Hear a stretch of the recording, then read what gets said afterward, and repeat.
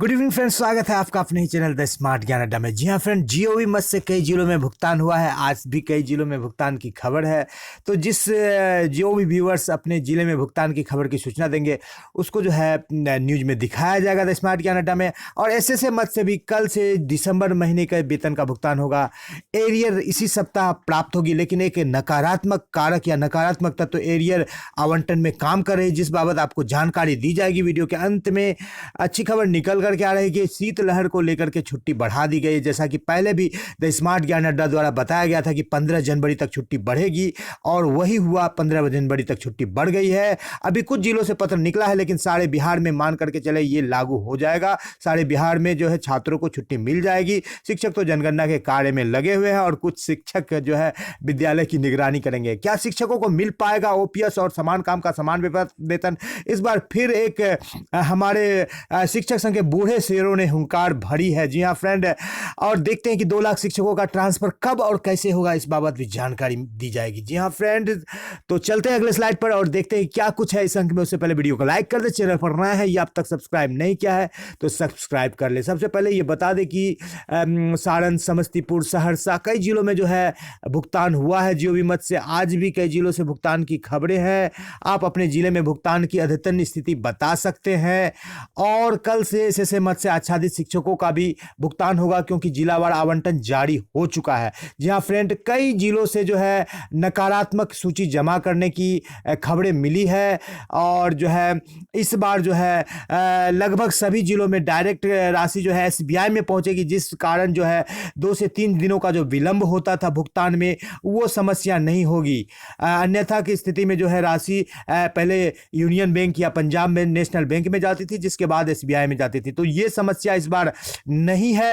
अब यहाँ पर बात कर लेते हैं भागलपुर सब रीजन से ये निकला है।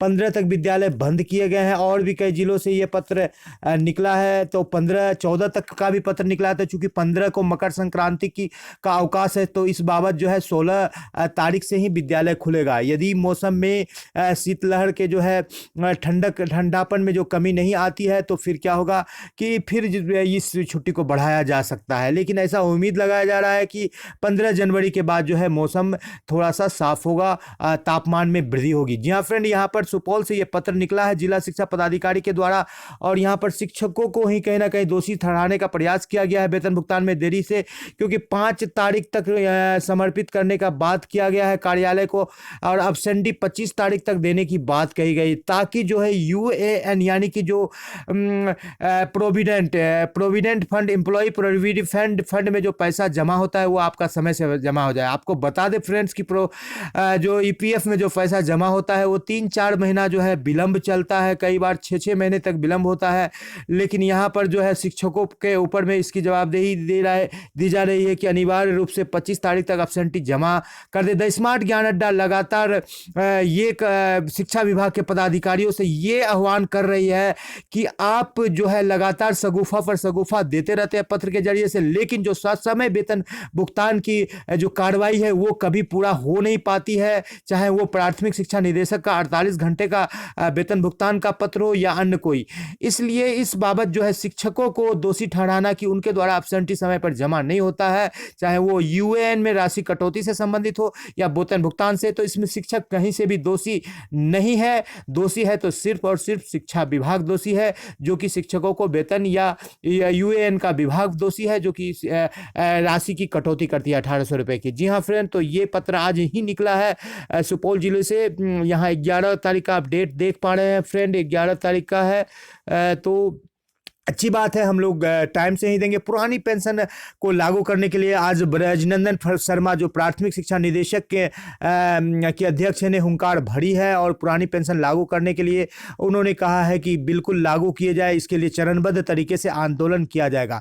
और जातिगत जनगणना को लेकर के सुप्रीम कोर्ट में याचिका दायर कर दी गई, क्योंकि भारत एक धर्मनिरपेक्ष राज्य है। यहाँ पर अब तक जाति पर आधारित जनगणना 1930 से 31 में की गई थी, लेकिन उसके आंकड़े भी जो है कर्नाटक सरकार के बकलिंगा और लिंगा लिंगायत संप्रदाय के दबाव में जारी नहीं किया गया था। लेकिन यहाँ पर जो नीतीश कुमार जो है माननीय मुख्यमंत्री बिहार सरकार, जिसे हम पलटू राम भी कहते हैं, उनके द्वारा ये एक नया शगुफा किया गया है कि जातिगत जनगणना वो अपना जो है वोट बैंक बनाने के लिए पिछड़ी जाति की संख्या को गिनकर ये दिखाना चाहते हैं कि आप इतनी संख्या में है। और यहाँ पर एक जो कहा जाए कि जातियों के बीच में जो रंजिश पैदा करना चाहते हैं।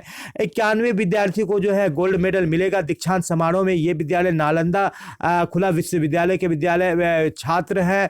2 लाख प्राथमिक शिक्षक उतरेंगे आंदोलन पर। जी हाँ फ्रेंड, ये पेंशन के लिए और समान काम समान वेतन के लिए। ये प्राथमिक शिक्षा निदेशक का जो है कल हुई बैठक में ये निर्णय लिया गया है कि आंदोलन करेंगे वो ओपीएस की प्राप्ति के लिए और समान काम समान वेतन की प्राप्ति के लिए।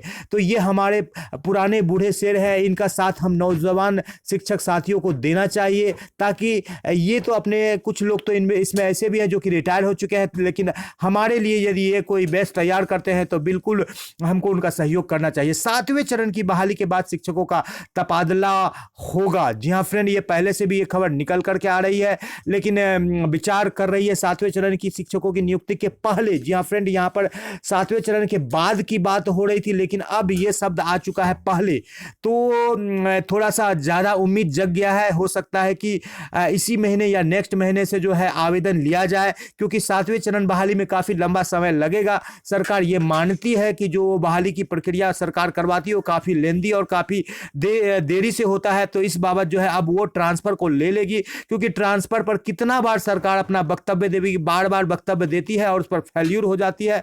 तो अब सरकार ने ये शब्द पहले दिया गया है कि यानी कि 7वें चरण से पहले, यानी जनवरी नहीं तो फरवरी से इसकी नोटिफिकेशन की निकलने जाने की पूरी संभावना है।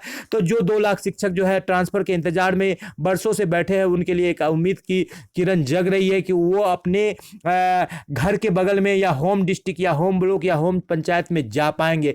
कई स्त्रियां जो है शादीशुदा होने के बाद काफ़ी दिक्कत से नौकरी कर रही, वो अपने जो है मैके या ससुराल जहां उनको सुविधा गलत हो वहां जा पाएंगे। मैट्रिक इंटर की परीक्षा के बाद दक्षता परीक्षा की बात कही गई है, और दक्षता परीक्षा में लगभग 8000 शिक्षार्थी बैठेंगे और दक्षता परीक्षा देंगे, जिससे उनके वेतन में भी उन्नयन होगा। और जातिगत जनगणना को रद्द करने की अर्जी दायर कर दी गई है। नए साल में जो है सरकार मांगों को पूरा करे, चाहे वो समान काम समान वेतन का मांग हो और चाहे वो ओपीएस का मांग हो। दोनों ही बड़े मांग है, और दोनों के मांगों को लेकर सबसे बड़ी बात है कि मांग पूरा नहीं होने पर चरणबद्ध आंदोलन जो है प्राथमिक शिक्षक संघ करने के या कल के ही बैठक में जो है प्रस्ताव पारित कर दिया गया है। तो एक अच्छी खबर निकल करके आ रही है। यहाँ पर विराट कोहली के द्वारा कल ही गुवाहाटी में शतक लगाया गया काफ़ी लंबे समय के बाद, और ये शतक मारने में ये सचिन तेंदुलकर के बाद दूसरे नंबर पर आ गए हैं 72 शतक के साथ, और कई सारे रिकॉर्ड भी अपने नाम किए हैं। जी हाँ फ्रेंड, सचिन तेंदुलकर और विराट कोहली के बाद ही रिकी पॉन्टिंग का स्थान आता है। और यहाँ पर जो है उर्दू भाषा को तवज्जो देने के लिए मुशायरा किया जा रहा है भागलपुर में उर्दू जिला कोषांग के द्वारा से। और एसएसए और जीओबी मद के वेतन अपडेट में यही है कि एरियर मद की सबसे बड़ी बात है कि एरियर में जो है नकारात्मक तत्व ऐसा कुछ संघ है, जिसकी आपको पूर्व में भी बताया गया था द स्मार्ट ज्ञान अड्डा के द्वारा कि कोई ऐसे समाज आप शिक्षक विरोधी तत्व है जो कि शिक्षक संघ ही है, लेकिन वो एरियर को चाहते हैं कि जल्द से जल्द एरियर का आवंटन नहीं हो। कुछ ऐसे संघ है जो कि एरियर के नाम पर जो है उगाही कर रहे हैं। ऐसे संघ चाहते हैं कि एरियर का आवंटन जल्द जिला में नहीं हो, लेकिन अब तक जो अपडेट निकल करके आ रहा है, इसी सप्ताह फ्राइडे से सैटरडे तक आपका एरियर का आवंटन जिलावार हो जाएगा। इसी उम्मीद के साथ कि आपको दिसंबर का वेतन मिले और एरियर का आवंटन आपके जिला में हो। आपको फिर एक बार नव वर्ष की ढेर सारी शुभकामनाएं और द स्मार्ट ज्ञान अड्डा की ओर से आपके उज्जवल भविष्य की कामना करता हूं। मैं राजकिशोर भारती आपसे विदा लेता हूं। जय हिंद, जय भारत, वंदे मातरम। वीडियो को शुरू से लेकर अंत तक देखने के लिए आपका बहुत बहुत धन्यवाद। आपका दिन शुभ हो। जय हिंद, जय भारत।